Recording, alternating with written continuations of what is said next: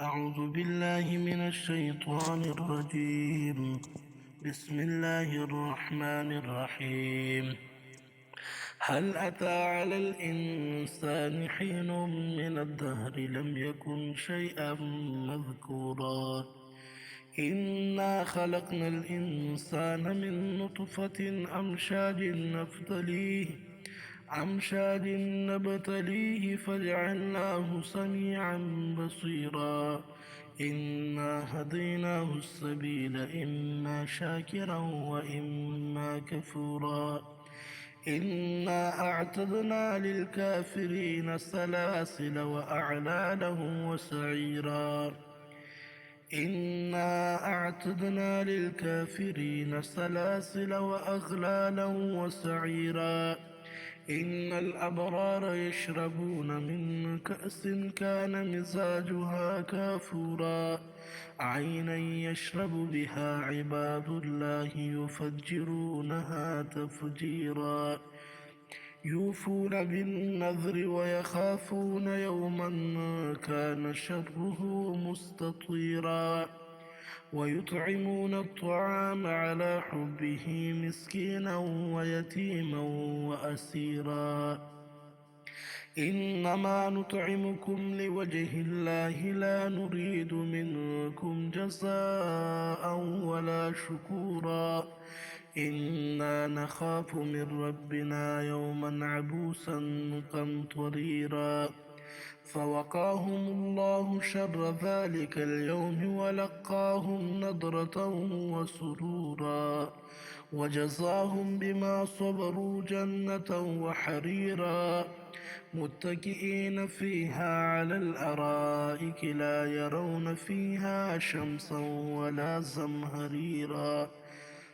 ودانية عليهم ظلالها وذللت قطوفها تذليلا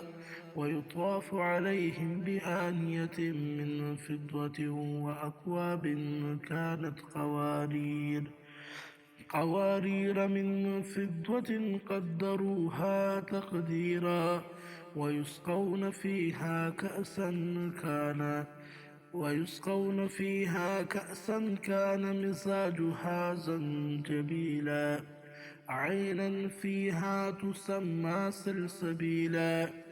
ويطوف عليهم ولدان مخلدون إذا رأيتهم حسبتهم لؤلؤا منثورا وإذا رأيت ثم رأيت نعيما وملكا كبيرا عاليهم ثياب سندس خضر واستبرق وحلوا أساور من فضة وسقاهم ربهم شرابا طهورا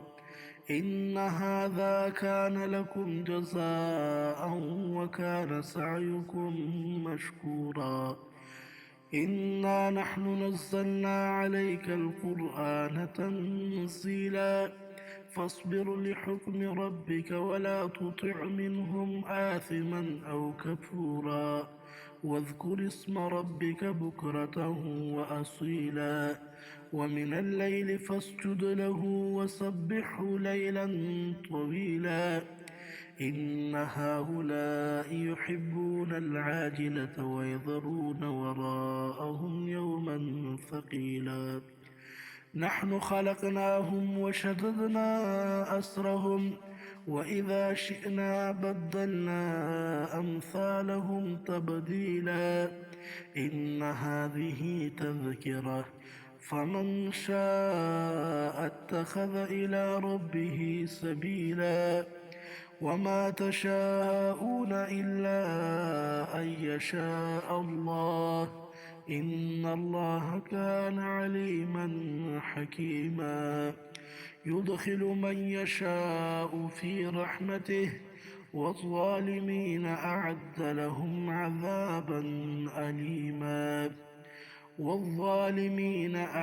لهم عذابا أليما صدق الله العظيم.